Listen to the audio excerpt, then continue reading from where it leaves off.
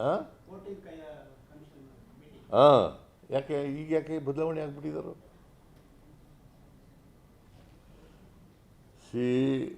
ಇದು ನ್ಯಾಯನಾ ಅನ್ನೋ ನಿಮಗೆಲ್ಲ ಏನು ಅನಿಸುತ್ತೆ ಹೇಳಿ? ಒಂದು ₹100 ಕಲೆಕ್ಟ್ ಮಾಡ್ಕೊಂಡು ₹13 ವಾಪಸ್ ಕೊಟ್ಟರೆ do you feel that it is justified?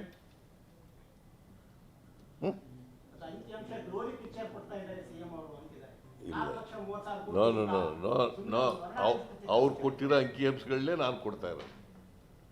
ನಾನು ಬೇರೆ ಅಂಕಿಅಂಶ ಕೊಟ್ಟಿಲ್ಲ. ಅವ್ರು ಕೊಟ್ಟಿರ್ತಕ್ಕಂಥ ಅಂಕಿಅಂಶಗಳ ಮೇಲೇ, ಅವ್ರ ಬಜೆಟ್ ಡಾಕ್ಯುಮೆಂಟ್ಸ್ನಲ್ಲಿ ಹೇಳಿರ್ತಕ್ಕಂಥ ಅಂಕಿಅಂಶಗಳ ಮೇಲೇ ನಾನು ಹೇಳೋದು. ರೋಜಿ ಪಿಕ್ಚರು ಇಲ್ಲ, ಎಂಥದ್ದು ಪಿಕ್ಚರು ಇಲ್ಲ.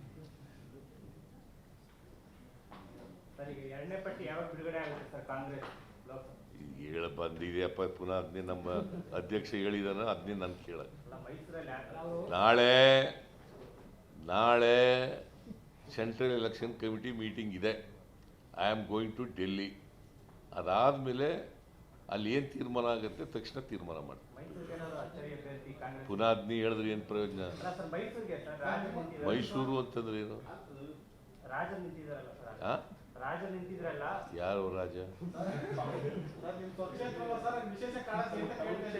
ಬಿಜೆಪಿ ಅಭ್ಯರ್ಥಿ ಬಿಡಪ್ಪ. ಈಗ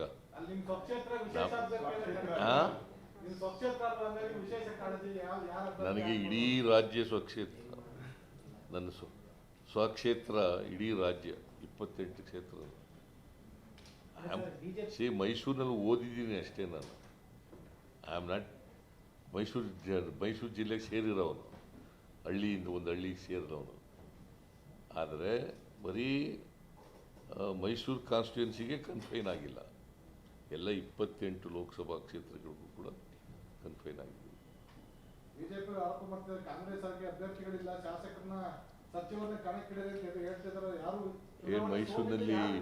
ಮೈಸೂರಿನಲ್ಲಿ ಯದುವೀರನ್ ಕರ್ಕೊಂಬಂದ ಕ್ಯಾಂಡಿಡೇಟ್ ಇದ್ರೆ ಇವರಿಗೆ ಇರೋ ಕ್ಯಾಂಡಿಡೇಟ್ನಿ ಬದಲಾಯಿಸ್ಬಿಟ್ಟವ್ರೆ. ನಮ್ಮಲ್ಲಿ ಕಾಂಗ್ರೆಸ್ನಲ್ಲಿ ಕ್ಯಾಂಡಿಡೇಟ್ಗಳ ಸಮಸ್ಯೆ ಹೆಚ್ಚಾಗಿರೋದ್ರಲ್ಲಿ ಸಮಸ್ಯೆ ಆಗಿರೋದು. ನಮಗೆ ಒಂದೊಂದು ಕಡೆ 3 ಜನ 4 ಜನ 5 ಜನ ಕೇಳಿ ಸಮಸ್ಯೆ ಆಗಿದೆ ನಮಗೆ.